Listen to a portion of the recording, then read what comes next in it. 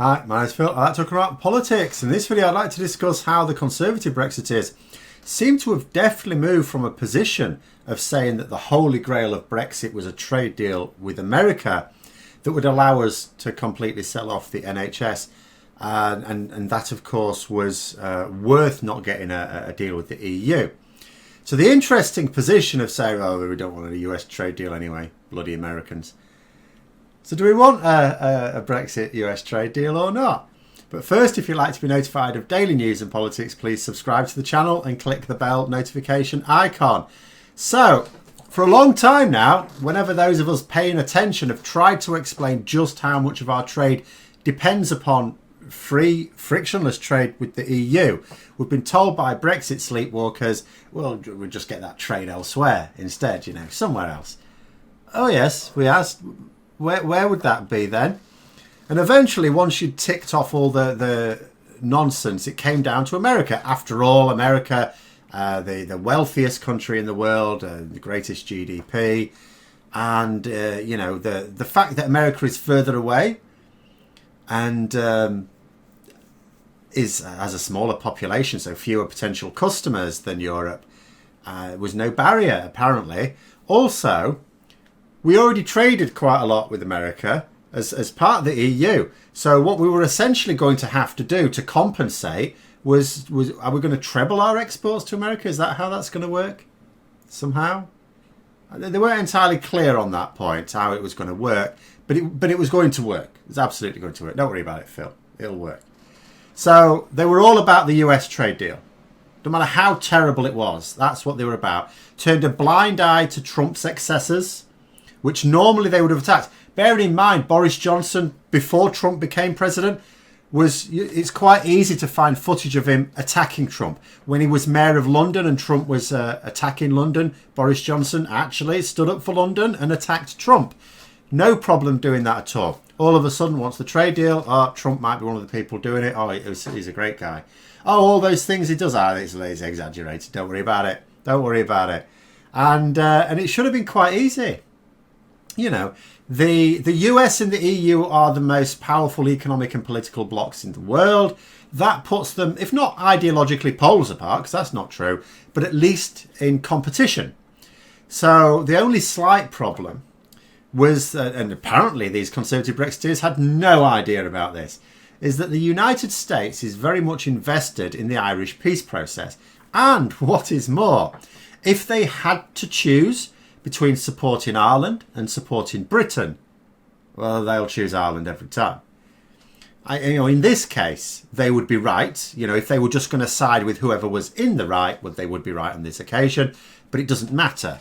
It isn't about right or wrong. It's about American identity. And what is it? About a quarter of Americans, I'm told, identify as Irish American. Yes, I am quite sure most of them could not point to Ireland on the map. But that is not the point. They get drunk on St. Patrick's Day. They wear green, because that's a thing. Besides, they couldn't point to Britain on the map either. I mean, they are sort of next to each other. If you can find one, you can find the other. So the Irish lobby in America is rather important. You know, and if there were ever to be any threat to the Good Friday Agreement, like, for example, breaching the Northern Ireland Protocol, which exists purely to make sure that the Good Friday Agreement is protected, never mind an actual breach, you just have to threaten it, then the US will not be shy in getting involved. And such has been the case, because that is what's happening. We are threatening it. We haven't breached anything yet. We're just threatening to do so. And lots of prominent American politicians have got involved. So the fact that Joe Biden, who himself identifies as Irish American, has come out in very clear terms about the consequences of pissing on the Northern Ireland Protocol in the Brexit withdrawal agreement, should have come as no surprise at all. But the way some of these Conservative MPs are carrying on in the UK, you'd have thought it came completely out of the blue. I had no idea they cared about it this much. But like I say, these are people who know nothing of international diplomatic ties and even less about anything to do with Ireland. Dominic Raab, as I say, has gone off to America this week to try and explain to these Americans, pat them on the head and say, look, you don't really understand. Let me explain it to you. You know, I mean, think about it like this. So these right-wing Brexiteers They wanted us to leave the EU customs union. We didn't have to. We could have left the EU and still remained in the customs union, or we could have created another customs union, like a bespoke customs union that did the same thing. That was possible. But no, that couldn't happen because they didn't want that. That's clear. None of them are even denying it. They boast about the fact that it was an ambition to leave the customs union, and it's going to happen in just over 100 days' time. There's no debate about that. It's happening. Now, that political aim means that there needs to be a customs border between the UK and the EU, because that's what customs borders are for, maintaining the integrity of customs areas on both sides of the border. That border also protects the UK's customs area. So around most of the UK, it's obvious where the border goes, around the UK. But in Ireland, it gets a little bit sticky. So naturally, the meeting point between the EU and the UK there is between the Republic of Ireland and Northern Ireland. Only a customs border there would be a breach of the Good Friday Agreement. Now, some Brexiteers tried to deny this at first. Nobody was fooled. The British government accepted that it would be a breach under Theresa May, and they still accept that it would be a breach under Boris Johnson. That hasn't changed. Obviously, the EU and Ireland in particular notes that it would be a breach, and the United States also notes that it would be a breach. Nobody, no government is arguing otherwise. So you can't put the customs border there. But you can't have no customs border either, because then you can't control your borders. You can't control what goods come into the country. And you'd think this would be just as concerning for Brexiteers as it is the EU. I mean, taking back control doesn't exactly work when anyone can just march into the country with whatever goods, whether they're legal or not in that country, without being checked. So there were only two solutions.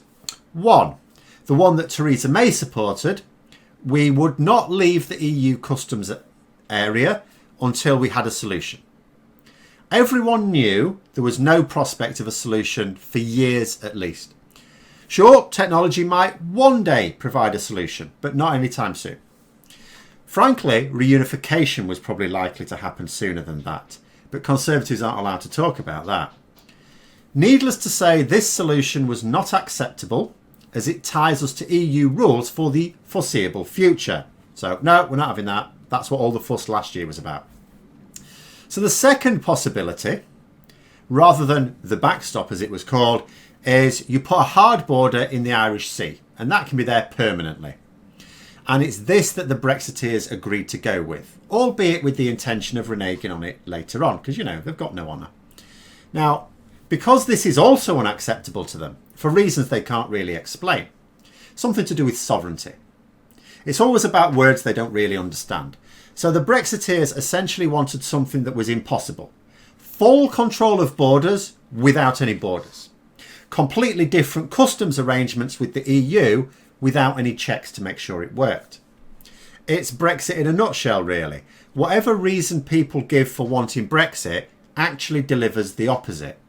They wanted to control our borders, so now what they argue in order to do that is we have to just wave things across the border without checking anything.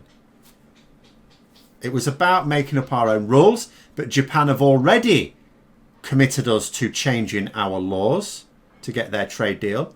The US is going to force Johnson to do the same. The EU will force us to do the same as well, sooner or later. This is what's going to happen with everyone. And it's worth noting that this bill as well, the offending bill, is not being rushed as quickly as I first thought. So it's not going to have its third reading. So it needs 3 readings in the Commons before 3 readings in the Lords, before going back to the Commons to be done and dusted and sent off to the Queen to be signed into law. So the third reading in the Commons is now not going to take place until the end of this month. Now, the end of this month really is when we're supposed to have an agreement with the EU. So what that means is this thing will be hanging over us, which means the EU won't be interested in agreeing a deal. It won't go until to the House of Lords until October, and even then it depends how much of a rush they are. They could rush it through in a week. Will they? Even if they do, it's going to be a week into October. If they don't rush it quite so much, it's going to be at least 2 weeks into October. At that point, you've reached your deadline, your real deadline, for coming to an agreement with the EU. So, and it will be blocked in the Lords. I have no serious doubts about that. Michael Howard, former Conservative leader, also a Brexiteer in the Lords, has suggested as much as well. It's not just me saying that. You know, this is assuming, of course, Johnson hasn't already pulled it under pressure from the United States, because until it's abandoned, we have no chance of an EU deal. And like I said, if we get too far into October, then it'll be too late for a deal in time for the end of the transition period anyway. And I know some people go, oh, good, we don't want to deal with the EU. Bear in mind, we will get a deal with the EU at some point. We have to. We can't exist without one. We're just not going to get one by the end of this year when we need it, if we carry on playing silly buggers like this. And it's also not clear, this is what I would dearly love to know the answer to. It's not clear if the EU would even agree to a deal with us if the bill was blocked in the Lords. Because if it's blocked in the Lords, it can't be signed into law. But Boris Johnson could force it through the Lords next year, so it would still be hanging over. Under those circumstances, would the EU say, look, we want to see it completely dropped first? But then what would happen if Boris Johnson agreed to drop it? Would they trust him? This is all getting very, very messy now. So I don't know what the position would be from the point of view of the EU. That's why it would have been much better for the Commons to block it. Now, in theory, they still might. I just don't think they will. But, you know, after all that, you know, as I say, the Brexiteers would go, well, there's no problem. It's the US trade deal we're after. The US trade deal. But the man who might well be US president in a couple of months, well, it'll be in January when he becomes president, but, you know, we might know he's going to become president in a couple of months, has told us to piss off. And if he loses, that doesn't help them because Congress will block it anyway. And now we have the bizarre spectacle of Iain Duncan Smith telling Joe Biden not to lecture them on Northern Ireland. And there's several Conservative MPs. There was a Conservative MP, some nobody, having a pop at Joe Biden on Twitter. They're going to look like right tits if Biden wins, because if there's one thing you can rely upon Conservatives to do, it's to crawl to US presidents. They're going to be a bit conflicted, aren't they, if he wins? But of course, you know, some of these Conservatives, Iain Duncan Smith certainly is used to looking like a tit. So now they're sulking. When we try and point to them, you seem to be antagonising the people you want a US trade deal with. No, I don't want a trade deal with them now. Oh, you don't want a trade deal with them now. Oh, it's not that important. So the deal with the EU is not that important. The deal with America is not that important. Collectively worth a quarter of the world's GDP. And for us, nearly 60% of our total trade. They're not important now. Just so we're clear. Which begs the question, what is important in Brexit now? But there you go. Those are my thoughts. Let me know yours in the comments below. Hope you found the video interesting. If you did, don't forget to click the like button. If you'd like to support the channel further, please also click the Patreon link for details. And until next time, I'll see you later.